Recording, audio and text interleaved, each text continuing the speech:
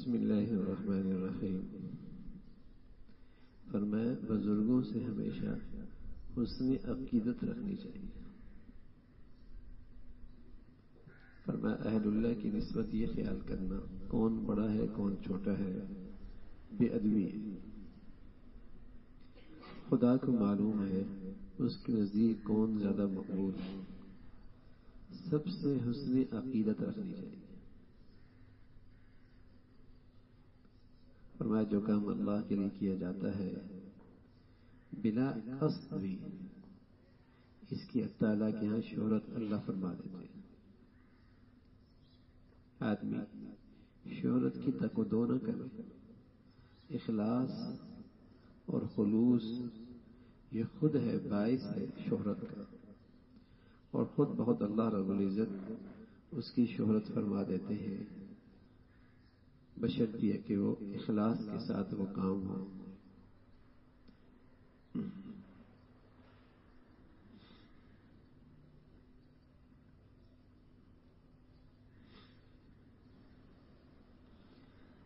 ایک صاحب کو اسی میں کا نام تھا کہ نگاہ بد اختیار میں نہیں۔ نظروں کی حفاظت مشکل ہے، بلکہ بعض کا خیال تو یہ ہوتا ہے کہ یہ اختیار بھی نہیں۔ فرمایا اصل وجہ یہ ہے کہ نفس سے تکلیف گوارا نہیں ہوتی، نگاہ ہٹانے میں الجھن ہوتی ہے۔ تکلیف گوارا نہیں کرتے نفس کے ساتھ، اور نفس کے ساتھ ہو لیتے ہو۔ تمہارا جو خیال ہے اس سے شریعت پر اعتراض لازم آتا ہے کہ اس نے ایسی چیز کا آپ کو مکلف بنایا جو اختیار میں نہیں، حالانکہ ایسا نہیں۔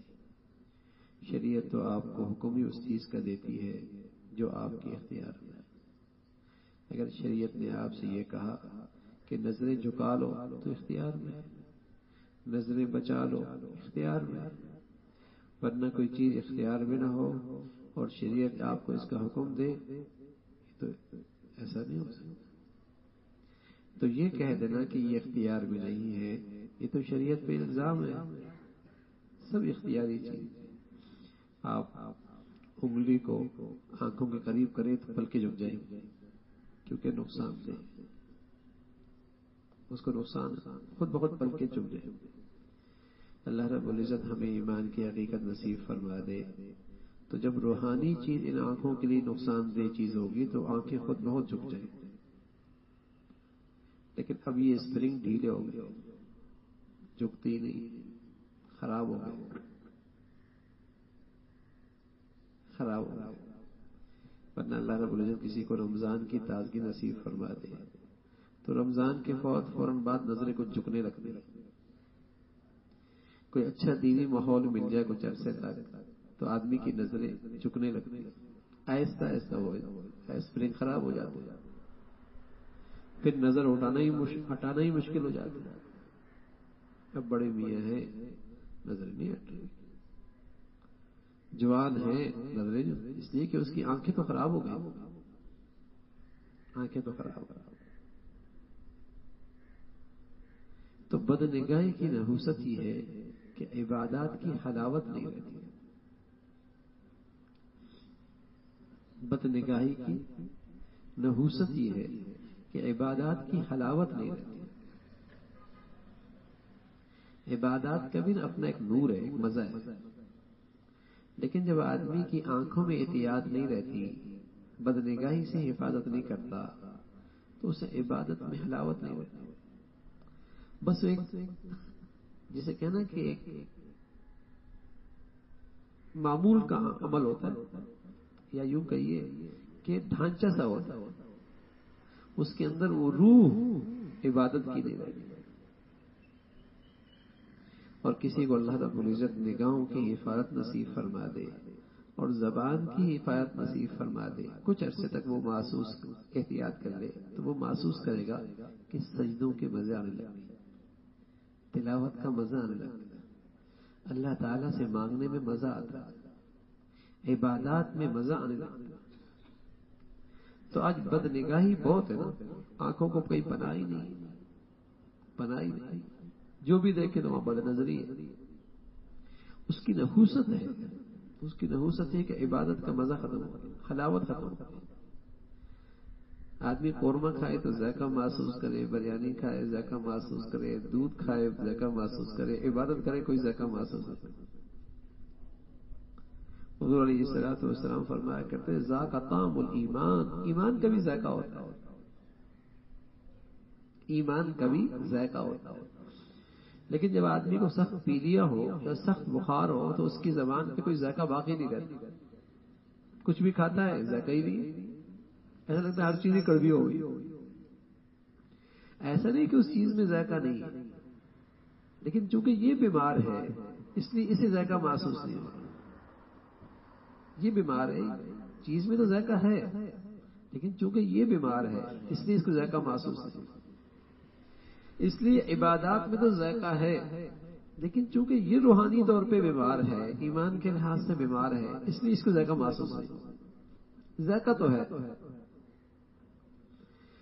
فرمایا ایک صاحب نے کہا کہ نگاہ بد اختیار میں نہیں، فرمایا اصل وجہ یہ ہے کہ نفس سے تکلیف گوارا نہیں ہوتی، نگاہ ہٹانے میں الجھن ہوتی ہے، تکلیف گوارا نہیں کرتے، نفس کے ساتھ ہو لیتے ہو، تمہارا جو خیال ہے اس سے شریعت پر اعتراض لازم آتا ہے کہ اس نے ایسی چیز کا مکلف کیا ہے جو اختیار میں نہیں۔ اور یہ بھی فرمایا اگر عورت کی چھاتی پر سوار ہو اور زنا کا مرتکب ہونے والا ہو اس وقت بھی ہٹنا اختیار میں ہے، گو مشقت چاہے نفس جتنی ہو، کیونکہ اس وقت بھی شریعت اس کو یہی حکم کرتی ہے کہ اس سے باز آ، یعنی گناہ کے اتنے قریب ہو گیا، ہاں لیکن چونکہ شریعت نے کہا ہے کہ ہٹ جاؤ تو اختیار میں تبھی تو کہا ہے۔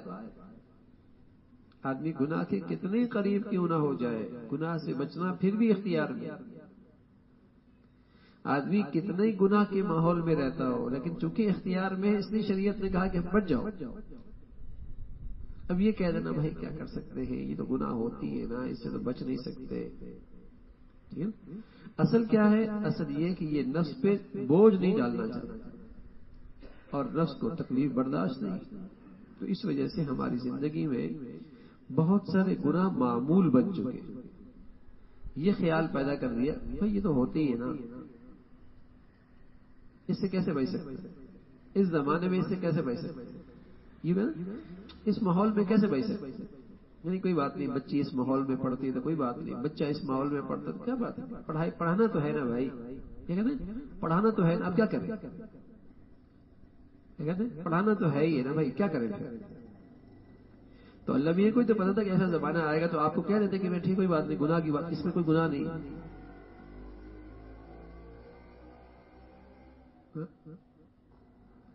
عجیب عجیب بہانے بنا رکھے، اور اصل کیا ہے کہ یہ نفس پرست ہے اور نفس کے خواہشات کے سامنے یہ اس کا پیروکار ہے، ٹھیک ہے، اور نفس کے بوجھ کو تکلیف کو برداشت نہیں کرتا، اس لیے ہر گناہ اس کی زندگی کا معمول بنتا چلا جا رہا ہے۔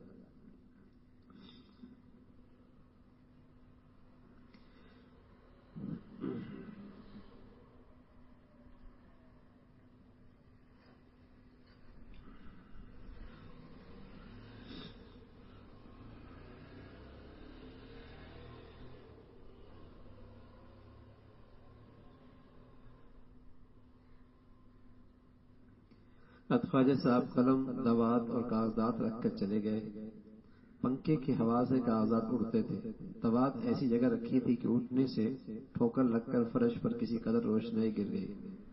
فرمایا اپنی چیز کو اس طرح رکھ کر جانا چاہیے کہ دوسروں کو حفاظت نہ کرنی پڑے، یہ زندگی کا اصول بتایا، اپنی چیز اس طرح رکھنی چاہیے کہ دوسروں کو حفاظت نہ کرنی پڑے، پھر شکایت نہ کرو کہ آپ نے خیال کیوں نہیں کیا میری چیز، ارے میاں پہلے ہی سنبھال لیتے ہیں، پہلے ہی حفاظت کر لیتے ہیں۔ اور خاص طور پہ چھوٹے بچے ہوتے ہیں، چھوٹے بچوں کے سامنے اپنی قیمتی چیزیں نہیں رکھنی چاہیے۔ بچے جو ہے بس اوقات اپنی کسی کوتاہی کی وجہ سے انہوں نے 1 روپے لے لیا، کسی کی نظر نہیں پڑی، کل وہ 10 لے لے گا، پرسوں وہ 20 لے لے گا، اگلے دن وہ 100 لے لے گا، پھر وہ 1000 بھی اٹھا لے گا، پھر ضرورت پڑے تو موبائل بھی اٹھا لے گا، لیکن کمزوری بڑوں نے دکھائی، موقع ہی کیوں دیا، موقع ہی کیوں نہیں؟ تو ماسی گھر میں آ رہی ہے، بچے گھر میں ہیں، سب کا آنا جانا ہے، تو اپنی چیزوں کی خود حفاظت کرنی چاہیے، ان کے تقوی پہ اعتماد نہیں کرنا چاہیے، اتنا کسی کا تقوی کا امتحان نہ لیے کرو، اپنی چیزوں کی حفاظت خود کرنی چاہیے، ٹھیک ہے نا؟ ہاں، اب اتنا ایمان نہیں ہوتا، بڑا مشکل ہے، تو خود اپنی چیزوں کی حفاظت کرنی چاہیے، اور اس خیال سے کہ یہ نہ خیال کرنے کہ وہ حفاظت کرے گا، تو اس سے کیا ہوگا کہ بہت ساری کمزوریوں سے ہم خود بھی محفوظ ہو جائیں گے، نقصان بھی نہیں ہوگا، نقصان بھی نہیں ہوگا۔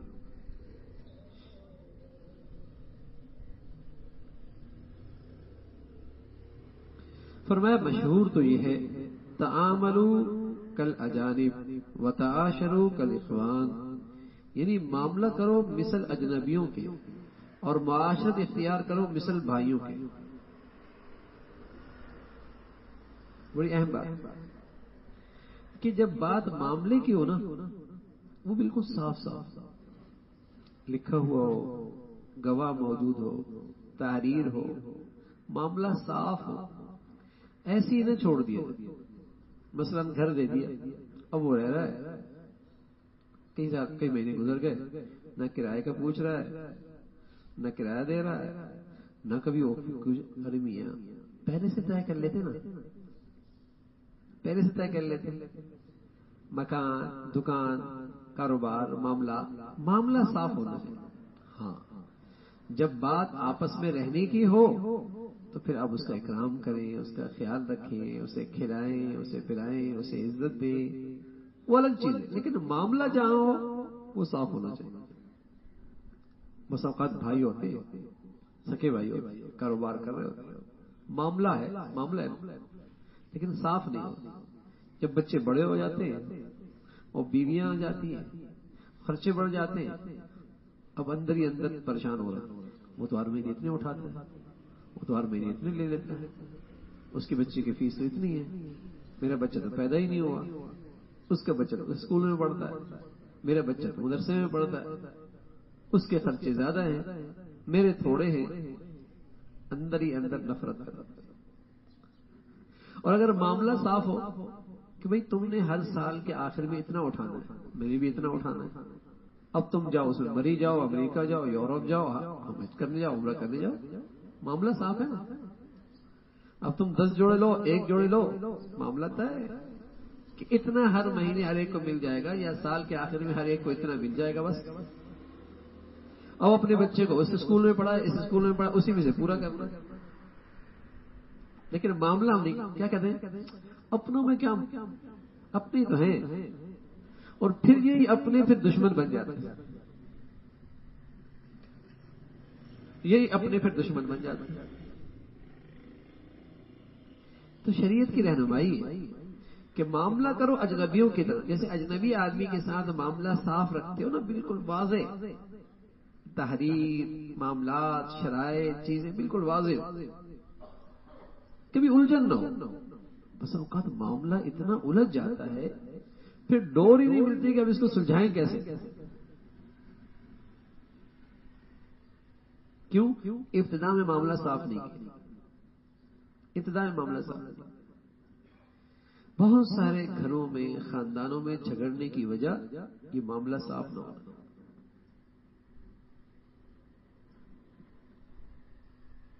کوئی مر گیا، اب ساتھ رہ رہے، کوئی بات نہیں، آپس میں تو ہیں، اب کاروبار بھی ساتھ چل رہا ہے، گھر بھی ساتھ رہ رہے ہیں، کوئی وراثت تقسیم نہیں۔ کچھ عرصے کے بعد کسی کو ہوش آیا، اب معاملہ اتنا الجھ گیا ہے، چیزیں قیمت اتنی بڑھ گئی ہے، یا کہیں اتنا نقصان ہو گیا ہے، اب معاملہ ایسا الجھا ہے کہ سمجھ بھی نہیں آ رہا اب کیسے ہوگا۔ لیکن جب وقت تھا، اپنی تو ہے، کیا کرنا ہے، اس کا نقصان ہو گیا۔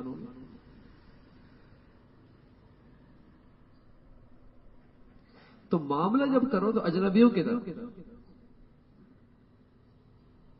ہر ایک کی ملکیت واضح ہو، معاملے میں ہر ایک کی حیثیت واضح ہو، معاملے میں ہر ایک کی ذمہ داری واضح ہو، ملکیت واضح ہو، حصہ واضح ہو، اس کی ذمہ داری واضح ہو، معاملہ کر رہے ہو نا بھائی، بعد میں پھر اس کا نقصان ہوتا ہے۔ تو فرمایا کہ معاملہ کرو مثل اجنبیوں کے اور رہو بھائیوں کی طرح، لیکن چونکہ آج کل مشکل ہے کہ اخوان کے ساتھ معاملہ تو ہو مگر ہوا اجانب کا ساتھ، اس لیے میں نے ترمیم کر دی، تعاملوا مال اجانب وتعاشروا مال اخوان، یعنی معاملہ کرو اجنبیوں کے ساتھ، معاشرت کرو بھائیوں کے ساتھ، یعنی اخوان کے ساتھ معاملہ بھی نہ کرو۔ اکثر دیکھا ہے کہ اپنوں کے ساتھ معاملہ کرنے میں خرابی ہوتی ہے اور نقصان بھی اٹھانا پڑتا ہے، یعنی اس کا مطلب یہ کہ لین دین اپنوں میں بس اوقات کیا ہوتا ہے، خرابی زیادہ ہوتی ہے، ٹھیک ہے نا، لیکن جب بھی کرے تو بالکل واضح اور اس کے معاملات کو صاف رکھے تاکہ بعد میں کسی کے دل میں خرابی نہ پیدا ہو، کسی کے دل میں خرابی نہ پیدا ہو۔ اصل میں عجیب سا معاملہ ہے نا، پہلے بہن بھائیوں میں رشتے ہوتے تھے، محبتیں بڑھ جایا کرتے تھے، اب کیا ہوتا ہے، محبتیں خراب ہو جاتی ہیں۔ دوستوں میں رشتے ہوتے تھے، دوستی بڑھ جاتی، اب کیا ہوتا ہے، دوستی خراب ہو جاتی۔ 20 سال تک کاروبار ذات کرتا ہے، جہاں رشتے ہو گئے تعلقات خراب ہو گئے۔ پہلے ایسا نہیں ہوتا تھا، پہلے رشتوں سے محبتیں بڑھتی تھی، تعلقات اور اچھے ہوتے تھے، اس لیے اللہ کے نبی صلی اللہ علیہ وسلم نے رشتے کیے تھے تاکہ سب سے تعلقات اچھے ہو جائیں گے، قریب ہو جائیں گے، بات سن لیں گے میری۔ تو پہلے رشتوں سے لوگ قریب آ جائیں گے، رشتے جڑ جائیں گے، خاندان اکٹھے ہو جائیں گے۔ اب کیا کہتے ہیں، خاندان میں نہ کرنا بھائی، خاندان میں نہ کرنا، کیا مطلب پتہ ہے نا، خراب ہو جائے گا اور معاملہ خراب ہو جائے گا۔ حالانکہ ہمارا دین جو ہے وہ خاندانی نظام کو پسند کرتا ہے کہ مسلمانوں میں خاندانی ہو، گھرانہ، گھر کی زندگی ہو، خاندان کی زندگی ہو، آپس میں ملنا جلنا ہو، رشتوں کے حقوق ہو، ہمارے ہاں یہ دین ہے۔ تو مغربی زندگی ہے نا، کچھ پتہ ہی دوسرا کہ کس کی اولاد ہے، کس کی بیٹی ہے، کس کا بیٹا ہے، سب ایسی ہوگی ہوئی، لیکن ہمارے ہاں ایسا نہیں ہے، ہمارے ہاں تو ایک سبحان اللہ گھر کی زندگی ہے، خاندان کی زندگی ہے، رشتہ داری ہے، حسن سلوک ہے، ٹھیک ہے، اور پسندیدہ ہے یہ، لیکن یہ تبھی ہوتا ہے جب معاملات ٹھیک ہو، جب معاملات ٹھیک ہو، معاملات نہیں نا آج کل۔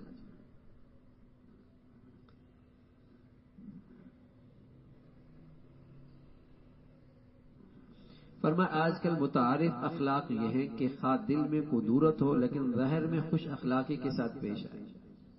آج لوگ اخلاق اس کو سمجھتے ہیں، تحفہ دے دیا، ٹھیک ہے، تحفہ دے دیا، ہدیہ دے دیا، کچھ نہیں گھر پہ لے گئے، ٹھیک ہے، ہم سمجھتے ہیں بڑا اخلاق۔ اخلاق اس کا نام نہیں، اخلاق تو دل کی صفائی کا نام ہے،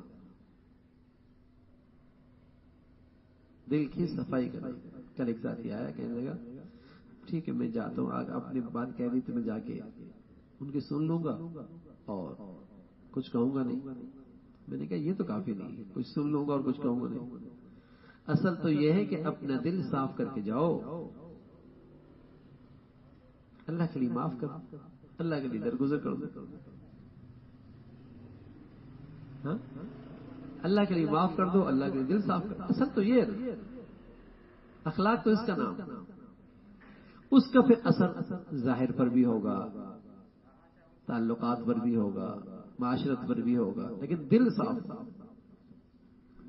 فرمایا آج کل متعارف اخلاق یہ ہے کہ خواہ دل میں قدورت ہو لیکن ظاہر میں خوش اخلاقی کے ساتھ پیش آئے، لیکن مجھے یہ نہیں آتا کہ دل میں کچھ ہو اور زبان پر کچھ ہو، مجھے یہ نہیں آتا، ٹھیک ہے نا، کہ دل اور زبان ایک ساتھ، اچھا انسان ہے، ساتھ رہتا ہے، اٹھتا بیٹھتا ہے، دل میں بھی بات آ جاتی ہے، لیکن کوشش کرے نا بھائی، اس لیے کہ دل خراب ہوگا تو اپنا ہی نقصان ہوگا، اپنا ہی دین خراب ہوگا، کیا ہوگا نقصان، کس کا ہوگا، اس کا تو نہیں ہوگا جیسے دل خراب ہے، اپنا ہی نقصان ہوگا۔ اس لیے اندر ہی اندر اپنے اللہ سے معافی تلافی اپنے لیے بھی کر لے اور اس کو بھی دل و جان سے معاف کر، پھر کیا ہوگا؟ آپ کا دل روشن ہو جائے گا، آپ کو نیکیوں کا نور ملے گا، آپ کے اندر ہی اندر مزہ آئے گا۔ ہے مشکل کام، لیکن دینداری اسی کا نام ہے کہ جیسے آپ ظاہر ہیں ایسے آپ اندر سے باطن، دل سے صاف کریں، دل سے، اور اس امید سے رکھیں کہ اللہ رب العزت اس معافی کی برکت سے مجھے بھی جلدی معاف فرما دیں گے۔ میں اللہ کے بندوں کو معاف کروں گا تو اللہ تعالیٰ مجھے جلدی معاف کر دیں گے۔ دل صاف رکھیں۔ فرمایا ہم سے تو ایسا نہیں ہوتا بھائی کہ دل صاف، اس لیے میں یہ کر لیتا ہوں کہ کچھ ناگواری ہوتی ہے کہہ سن کر دل صاف کر لیتا ہوں۔ کچھ ناگواری ہوتی ہے، انسان ہے، اٹھتا بیٹھتا ہے، کھاتا پیتا ہے، گھر میں رہتا ہے، برتن اکٹھے ہوتے ہیں تو آواز آتی ہے، ہوتا ہی، اور ہر گھر میں ہوتا ہے، بڑے سے بڑے بزرگ کے اندر بھی ہوتا ہے، برتن صاف اکٹھے ہوتے تو آواز تو آتی ہے، ہر گھر کا ہوتی ہے۔ ایک دن اللہ کے نبی صلی اللہ علیہ وسلم کئی دن تک چبوترے پہ رہ گئے، بیویوں سے الگ ہو گئے۔ حضرت عمر آئے رضی اللہ تعالیٰ، یا رسول اللہ آپ نے چھوڑ دیا، حالانکہ بیٹی بھی ان کے پاس، حفصہ کی بیٹی بھی ان کے پاس، آپ نے چھوڑ دیا، طلاق دے دی۔ پھر آپ نے ایسی باتیں کی نا حضرت عمر، یا رسول اللہ ہم مکہ میں تھے نا تو مجالے کوئی بولتی، لیکن جب سے مدینے میں آئی تو شیر ہو گئی، ایسی باتیں کی تو حضور ہنسنے لگے، آپ کو ہنسا دیا، ٹھیک ہے نا۔ تو بڑے سے بڑے گھر کے اندر بھی یہ ہو سکتا ہے، لیکن نیک آدمی وہ ہوتا ہے بھائی کہ جلدی سے دل صاف کرا، جلدی سے دل صاف کرا، معافی تلافی کرا، ٹھیک ہے نا، معافی تلافی کرا۔ ناگواری ہر جگہ ہوتی ہے، لیکن دینداری کس کا نام ہے؟ دل صاف رکھے، دل صاف، اور اس خیال سے صاف رکھے کبھی مر گیا تو، کبھی مر گیا تو، اس دل کی سیاہی کے ساتھ چلا گیا اور مر گیا تو کیا حال ہوگا؟ گھاٹا کس کا ہے؟ نقصان کس کا ہے؟ اور اگر دل صاف کر لے تو کمائی کس کی ہوتی؟ میری ہوتی۔ تو ہر وقت دل صاف رکھنا، یقین جانے یہ بڑی بزرگی ہے۔ فرمایا کچھ ناگواری ہوتی ہے کہیں سن کر دل صاف کر لیتا ہوں، اچھا ہے صاف کر لینا چاہیے دل کو، تاکہ پھر وہی محبت پیدا ہو جائے۔ اگر کرتا میلا ہو جائے تو ایک تو یہ صورت ہے کہ اجلا کرتا اوپر سے پہن لیے جائے اور اندر وہ سڑتا رہے۔ ایک صورت یہ ہے کرتا اگر میلا ہو جائے کی جائے اس کو تو رہنے دے، اوپر ایک اور کرتا پہن لے اور اندر ہی اندر گندا ہوتا رہے، ٹھیک ہے نا۔ اور ایک یہ کہ دھوبی کی یہاں بھیج دے اور اسے پیٹ کوٹ کر پھر صاف کر دے، پھر دیکھ لیجئے کون سی صورت اچھی ہے، پہلی والی یا دوسری والی؟ ظاہر ہے دوسری والی اچھی ہے، تو ذرا تکلیف تو ہوگی صاف کرنے میں اندر دل، لیکن راستہ یہی ہے۔ یہ کوئی راستہ نہیں ہے کہ اس کو تو اندر گندا ہی رہنے دو اور اوپر خول چھڑا دو مسکراہٹ کا، ٹھیک ہے نا، اور ظاہری اخلاق کا۔ یہ تو ایسا ہی جیسے ایک کرتا اندر گندا ہے اوپر کرتا اور پہن لیا صاف ستھرا، ٹھیک ہے۔ تو اصل کیا ہے، اس کو کوٹ پیٹ کر اسے صاف کرو، تکلیف تو ہوگی، صاف کرنا، معاف کر دینا، درگزر کر دینا، ٹھیک ہے نا، لیکن راستہ یہی ہے۔ اللہ کے لیے ایسا کر لے گا تو انشاءاللہ بڑا نور ملے گا، بڑا نور ملے گا، بڑا نور ملے گا۔ تو اللہ تعالی ہمیں ظاہر کا بھی دین نصیب فرما دے بھائی، باطن کا بھی دین نصیب فرما دے۔ ہاں ظاہر بھی ہمارا گناہوں کی گندگیوں سے پاک ہو اور ہمارا دل اور ہمارا باطن بھی گناہوں کی گندگیوں سے پاک ہو، یہ اصل دینداری ہے۔ اس لیے کہ ہمارا دین کا تعلق ظاہر سے بھی ہے، باطن سے بھی ہے۔ ہمارے دین کا تعلق ظاہر سے بھی ہے، باطن، کچھ ظاہری فرائض ہیں اور کچھ باطنی فرائض۔ باطنی ظاہری فرائض نماز پڑھ لی، روزہ رکھ لیا، حج کر لیا، یہ ظاہری فرائض۔ باطنی فرائض کیا ہیں؟ کینہ نہ ہو، بغض نہ ہو، حسد نہ ہو، یہ باطنی فرائض ہیں، نفل نہیں ہے، فرض ہے۔ تکبر سے بچے، عجب سے بچے، ریاکاری کے جذبے سے بچے، یہ باطنی فرائض ہیں۔ ان حرام چیزوں سے بچنا ایسا فرض ہے جیسے بلی کے گوشت سے بچنا فرض ہے، جیسے کتا کھانے سے بچنا سے ضروری ہے، جیسے حرام چیزوں سے بچنا ضروری ہے، ایسی ان اندر کی گندگیوں سے بچنا فرض ہے۔ اب ظاہری چیز تو بڑا اہتمام کرتے، کوئی آدمی آپ کو بلی کھلا دے ناراض ہو جائیں گے آپ، حرام کھلا رہا ہے، کتنا ناراض ہوگا۔ لیکن اندر ہی یہ کینہ بغض رکھا ہوا، یہ تو حرام ہے، یہ تو روز کر رہا ہے۔ ظاہر کا دین تو سمجھ میں آتا ہے کچھ نہ کچھ، لیکن باطن کا دین سمجھ میں نہیں آتا، کیونکہ ظاہر کے کچھ تذکری بھی ہو جاتے ہیں، کچھ رواج بھی ہے،